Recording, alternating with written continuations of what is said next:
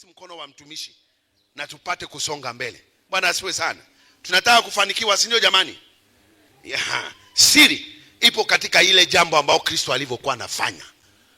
Aliwaita, njoni utaona nitakavyofanya. Njoni nitawaambia cha kufanya.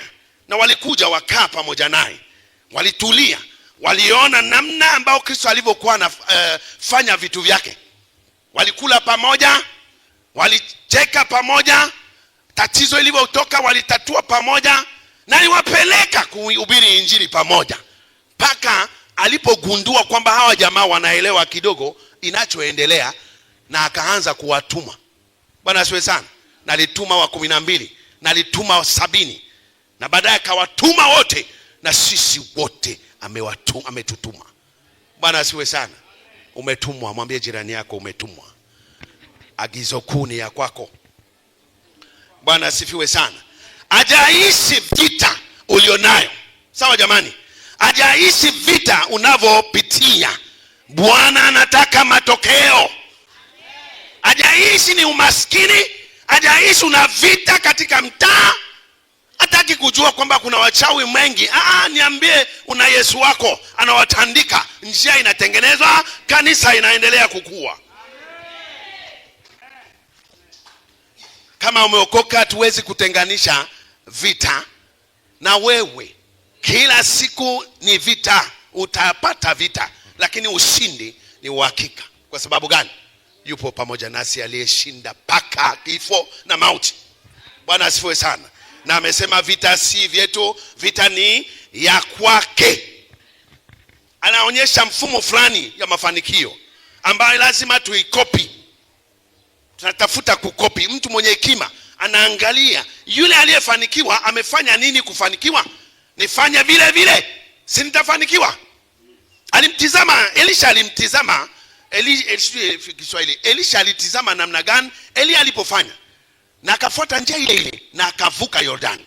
Bwana asifiwe sana. Na akatengeneza miujiza. Alifanya mara 2 yale ambayo alikuwa anaona boss wake au nabii wake kufanya. Sisi pia inabidi tuangalie Kristo alipofanya, tupate kufanya kama yeye. Bwana asifiwe sana. Anaenda kutengeneza mwanafunzi. Ndio jambo la kwanza tunashika. Ilikuwa shule, na Yesu mwalimu, Yesu fanya mwanafunzi, na wale ambao wanamfuata walikuwa wanaitwa nini? Wanafunzi. Bwana asifiwe sana. Mwanafunzi ni nani?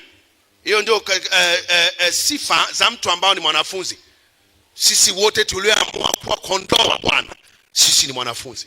Sifa ambao inaambatana wale ambao wanaitwa mwanafunzi ni nani? Jambo la kwanza kwa mtu ambao ni mwanafunzi ni upendo mkuu kwa ajili ya Bwana. Wanapenda Mungu. Kila mmoja aliyekuja alikuwa na upendo mkuu kwa ajili ya Mungu. Amewaita wale ambao walikuwapo kwenye kampuni yao ya uvivu. Yohana, Yakobo kaka mkubwa, na ndogo wake Yohana. Na mama alipogundua kitu ni mzuri, kafanyaje? Kaambatana nao. Kaacha mzee peke yake kwenye boti. Mzee anahangaika mwenyewe kwenye biashara ile ya familia. Hawa jamaa waliona nini? Waliona kitu bora zaidi, kitu kizuri zaidi, na waliacha. Bwana asifiwe sana. Waliacha kwa ajili ya Mungu. Waliacha kwa sababu wameona kitu kizuri maishani kuliko ile biashara ambao walikuwa wanafanya. Wameona kwamba wakimfuata huyu Yesu, maisha yao iko shwari zaidi kuliko kutafutaji wa pesa. Bwana anatafuta watu ambao watajiachia mkononi mwake, watu ambao watasimama pamoja naye, watu ambao watatamka kama Paulo alivyosema, kuishi kwangu. Yes. Iwe maisha yako kwamba naishi kwa faida ya ufalme wa mbinguni. Everything about me ni ya Mungu. Bwana asifiwe sana. Sina cha kwangu. Na mara nyingi nahubiri kwa watu, nawaambia kila kitu ambao ni wewe iwe ya Mungu, kwa sababu umiliki kitu. Umejiuza. Sikiliza, wokovu kama nilimwambia toka jana ni miujiza kuu kuliko miujiza lolote. Njoo niambie umepona macho ambayo ilikuwa haoni. Njoo niambie kwamba umepona wewe ambao ulikuwa unakaribia kuaga dunia. Kuna watu wengine ambao wametoka mochwari. Mtu amekaa mochwari siku 8 kwenye huduma yetu huku Ivory Coast.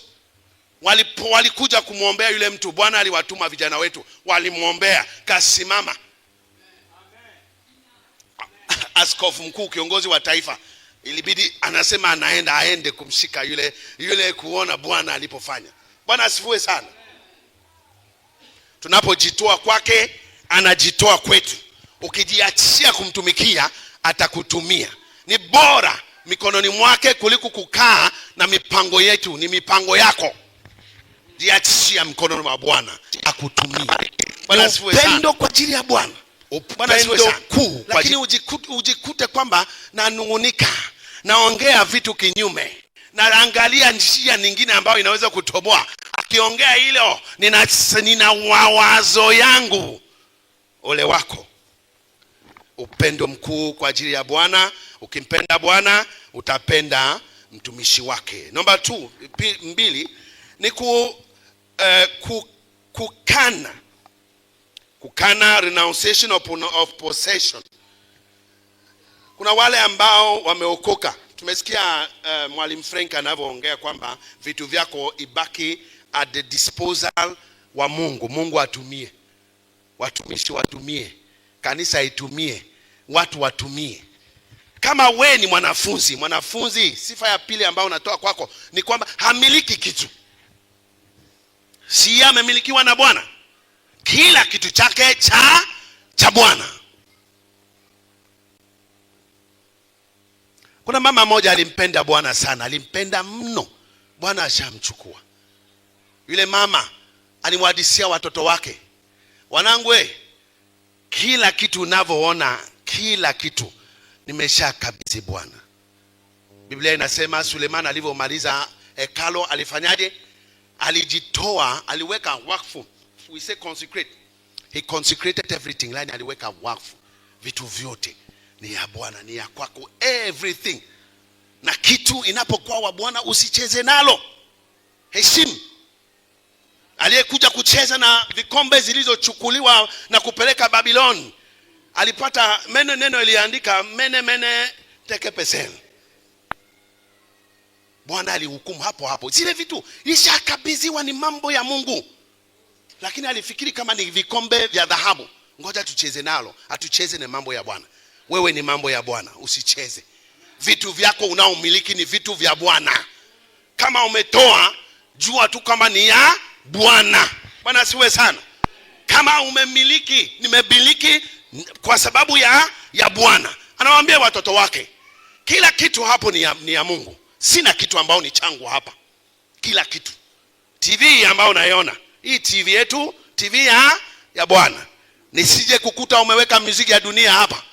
Kwa sababu Bwana na muziki wa dunia haendani. Nendeni ucheze Diamond kule, cheze kama nini hapa. Ukishaingia tumeokoka. Everything, kila kitu iliyoko hapa ni ya wokovu. Hakuna mambo ya dunia hapa. Nendeni ufanye kule. Bwana asifiwe sana. Ilikuwa namna ambao huyu mama alivyokuwa na nini, ana raise up, anajenga watoto wake wajue kwamba yeye amejitoa kwa Bwana. Yeye kuishi kwake ni kwa ajili ya Bwana. Kila kitu anavyomiliki ni ya Bwana. Anasema hela nyumba niliyojenga ni hela iliyotolewa nini? Sadaka. Maana nyumba ni ya Bwana. Kila kitu ninaomiliki ni ya Bwana. Ndani ya nyumba yangu nisikukute umeleta vitu isiyomtukuza Bwana. Sitaki kuona vitu vimeandikwa kama kunywa toska, nini mabia. Nisione nyumbani kwangu, kwa sababu nyumba imeokoka. My house is a home for those who are saved. Wale waliokoka. Na sitaki. Nenda fanya kule. Kama we mwanangu umeona sifai, nenda fanya pale. Ukirudi hapa, unarudi kwenye watu waliokoka. Bwana asifiwe sana. Mwanafunzi ni mtu ambao hamiliki, amejitoa kwa Mungu. Mungu anapotaka kutumia, si ushindi ni uhakika. Bwana asifiwe sana. Utakuwa salama. Bwana asifiwe sana. Sifa ya mtu ambao ni mwanafunzi, namba 3, ni mtu ambao amejitenga na vifungo vya familia. Hii muhimu sana. Kutane, tufanye mambo yetu fulani ya kifamilia. No. Kama umeokoka familia ya kwanza, familia ya kuheshimu, utasikia pale chini ni ya kiroho. Je, tunakutana wapi? Tunakutana kweli wapi? Hata kama tukienda vikao vya familia kwamba tumekuja, tutazungumza nini? Utaenda kujiboo tu. Kwa sababu nini hawezi kufungana pamoja? Kila mmoja ana dunia yake. Dunia yangu ni wa watakatifu, ya kwake ni vitu isiyomtukuza Mungu. Bwana asiwe sana. Kama kuna mambo muhimu wajulishe kwako, uangalie namna ya kufanya kusimama nao. Siseme tupe familia. Bwana asiwe sana. Lakini yule ambao amependa familia, unapo anawaambia sitakuepo ibadani mtumishi kwa sababu kuna kikao cha familia. Sitakuepo kwa sababu tunasafiri. Mwisho wa mwaka imefika, inabidi tuende Uchagani, kuna mambo fulani ambayo inabidi tushughulikie. Wewe wokovu wako iko wapi? Hakikisha kwamba kama mwana wa Mungu aliye hai, umefanyaje? Umejitenga na minyororo ya kifamilia. Hapo tunakuta katika Luka 14 mstari wa 28. Bwana asiwe sana. Namba 4, kwa mtu ambao ni mwanafunzi wa Yesu Kristo, ni mtu ambao anajikana yeye mwenyewe. Even yourself, you have to deny yourself. Kujikana nafsi. Kuna vitu ambao ni mimi ya kwangu, nasikia hiki na waza hiki. Hizi vyote, kuwa mwanafunzi wa Yesu inataka zile vitu vyote tuziache. Tufuate ya Bwana. Bwana asifiwe sana. Maisha yangu imebadilika toka nilipompokea Yesu, kwa sababu vitu vyote imewekwa kwenye mstari ya matakwa yake na sio matakwa yangu. Ni condition muhimu kuelekea kwenye wokovu, kwamba atataka umfuate na sio ya kwako, sio mapenzi yako, ni mapenzi yake. Baba yetu aliyelala ZTF anasema mapenzi yangu itakuwa ya Ibilisi, ninaotaka mimi kama mimi, lakini mapenzi ya Mungu ni ya mapenzi bora kwangu na nitaifuata kama nimeokoka. Bwana asifiwe sana. Namba 5, kubeba msalaba. Yule aliyekoka ni mtu ambao anabeba msalaba wake wa kila siku.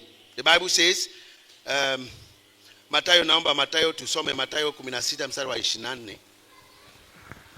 Mathayo 16 mstari wa 24 nitasoma. Wakati huo Yesu aliwaambia wanafunzi wake, mtu yeyote akitaka kunifuata na ajikane mwenyewe, ajitwike msalaba wake anifuate. Yes. Ajikane mwenyewe. Point ya juu ambao tumetoka kuacha. Alafu ajitwike msalaba wake, sio mchungaji ajitwike amsaidie kubeba. Lazima watu wabebe msalaba yao. Tumesikia asubuhi, nichukue nipe nini? Nipe mwili wako. Uchukue hii ya kwangu. Hataki msalaba. Ameona kuna kitu kizuri, dhahabu hapo. Namna gani ninavyoona huyu mama yuko ametulia, ngoja niwe kama wewe, chukua hii mateso. Na mama anasema hapana. Amna. Sikilizeni. Msalaba ni mateso yote ambayo tutapata kwa ajili ya Yesu, sawa? Na Yakobo 1 kuanzia mstari wa 1 na wa 2 anasema hesabu furaha tupu tunapoanguka katika haya majaribu. Na tunafundishwa katika kitabu cha Korinto, waraka wa kwanza sura ya 10:13 kwamba hakuna jaribu ambalo litatuingia ambalo hatuwezi kufanyaje kuimudi. There is no trial that will come to you that you are not able to overcome. Unaweza kuvuka.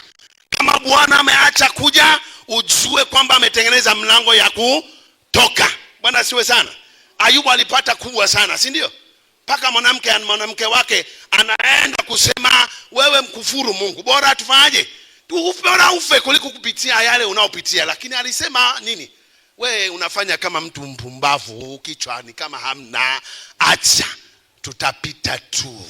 Bwana asifiwe sana. Mwambie jirani yako, majaribu yote Bwana anatengeneza njia kutoka. Sikiliza, mapito sijui kama umepata. Mimi toka siku ya kwanza ya wokovu nimepata ambao filamu inaweza kutolewa, ambao bastola hata inatumika kuzima ile wokovu. Bwana asiwe sana. Lakini sijaacha. Mapolisi wametumika, nimepelekwa kufungwa kwa sababu nimebatizwa watu, lakini Bwana aliingia na sijaingia pale maishani, sijaingia. Nikipata neema kuingia kama Yusufu, kazi ya Yusufu itafanyika huko. Bwana asifiwe sana. Maana yake msalaba ni ya kila mmoja na tunabeba kwa kiwango chetu. Waliokoka leo msalaba yako ni kadogo, waliokomaa kubwa wana msalaba kubwa. Lakini kuna maajabu pale kwa wale ambao wamekuwa, kwamba tunapokuwa na msalaba inapokuwa kubwa kwetu inakuwa nyepesi zaidi kubeba. Sijui kama unanielewa. Unaelewa? Ukitaka kukua, jue tu kwamba matatizo inakuja. Matatizo ni baraka. Tatizo lote ni baraka. Bwana asiwe sana. Kuna wengi ambao hawajui tatizo ambao tumepata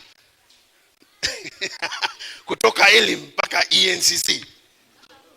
Mungu amefanya mambo makubwa, na watu ambao wamepitia Bwana anawakumbuka. Bwana asiwe sana. Usione mtu tu anawaka anang'aa, mambo inakuwa mazuri, alafu nafikiri inabidi wakikupeleka pale utaporomoka chini. Amepita, amepanda. Kuna mambo fulani ambao ameshinda ili aweze kufika wapi alipofika. Sema amen. Ni njia ya Bwana kwa sisi wote. Ukikubali msalaba, ndugu yangu, jue tu kwamba utafika. Wokovu sio nimeokoka every day kila kitu ni nzuri na unataka mzuri nipewe msaada, nilete hela ije, na ujue mwalimu yupo hapo na mambo ya hela ije tuka. Ukimpa hela kwa mtu asiyojua namna ya kutafuta hela, afanikiwi kitu. Ni kama wale ambao wanaiba. Sisi tunaongea kama serikalini kuna watu wanachukua hapo, chukua kule. Hiyo hela unaochukua ni kote, sio hapa. Ni kote. Bila Yesu dhambi ndio inatawala, na mojawapo wa dhambi ni wizi. Wanaiba hela kwa sababu ipo mbele yao. Mwanapanya anaona karanga asile, kwa nini? Atakula tu kwa sababu ni panya na karanga ni tamu. Bwana asifiwe sana. Inabidi tuombe Mungu aingie kati. Bwana asifiwe sana. Wanapokula wanapata hela ambao hawajui inapotoka, ndio maana inapotea. Hiyo hela ambao umepata kwa njia ambao sio sahihi, lipita kwa njia sahihi, ndio inadumu. Kuna watu ambao waliiba pesa mpaka kizazi cha 1000 wanaona sisi ni familia iliyobarikiwa. Milango inafunguka mpaka baraka ya wokovu inaingia ndani ya ile familia. Bwana asiwe sana.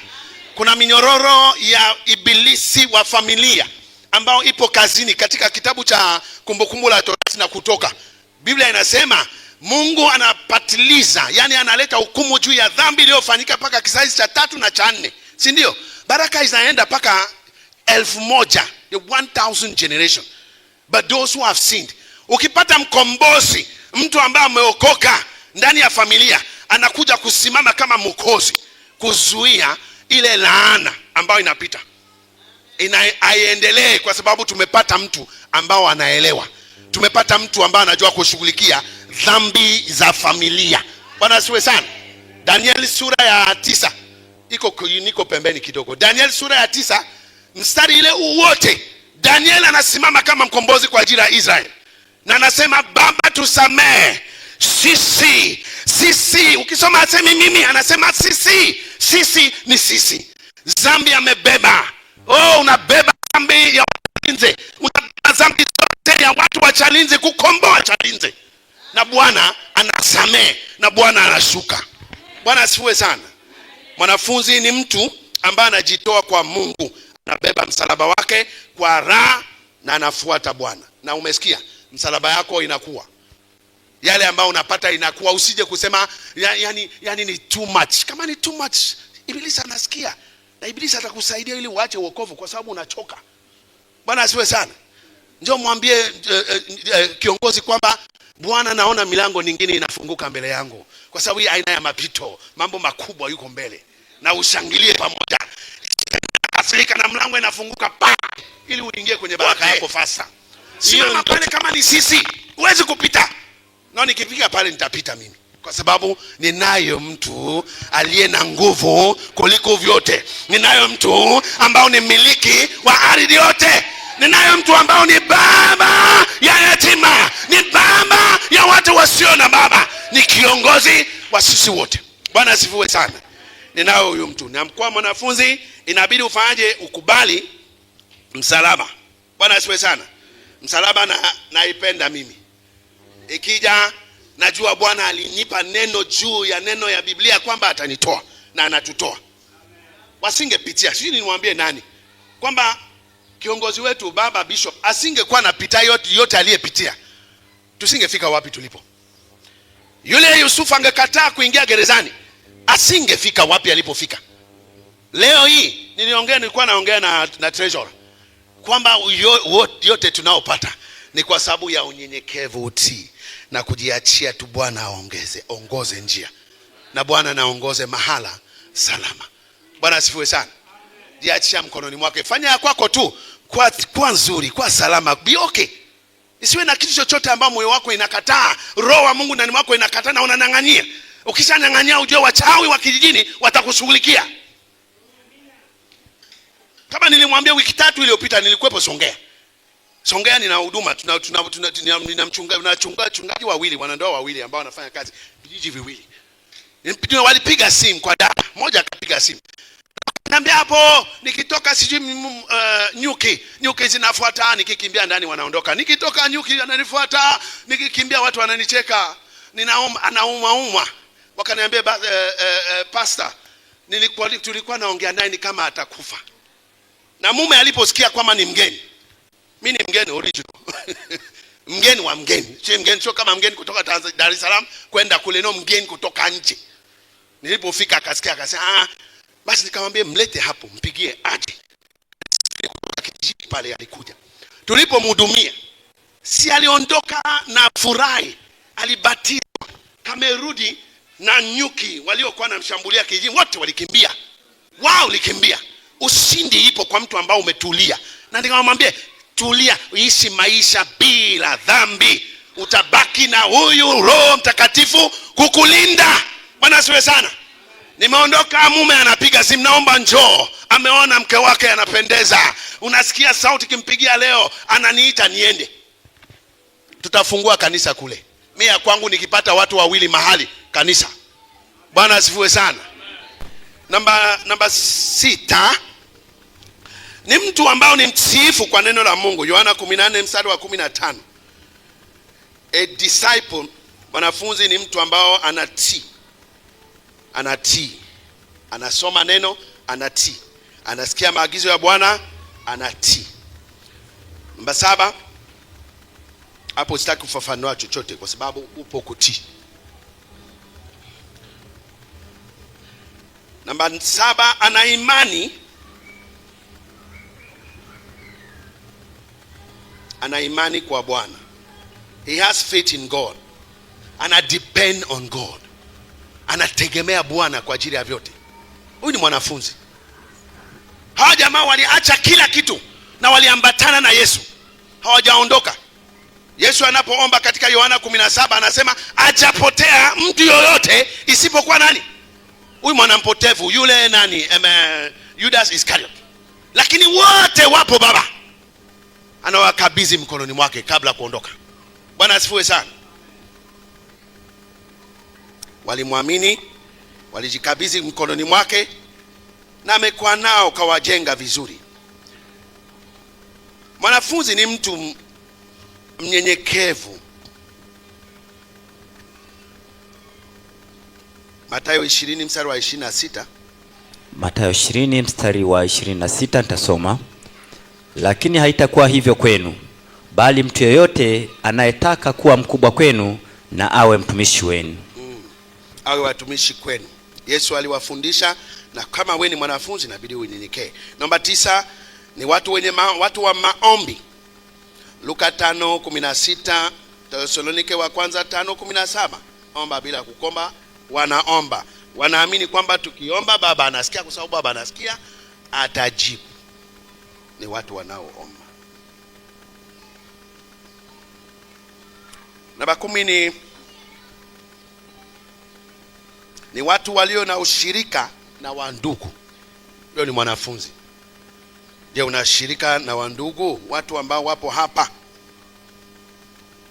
Anathamini sana familia ya Kristo, familia ya watu waliokoka pamoja naye. Matendo ya Mitume sura ya 2 mstari wa 42 hadi 47, walidumu, walikaa pamoja. Kuna nguzo 4 za kanisa ambayo ipo hapa, kwamba ushirika ya wandugu ni muhimu mno. Usipokuwa nalo, ukiisusia, ujue wewe sio mwanafunzi wa Yesu. 11, kutangaza injili, evangelism.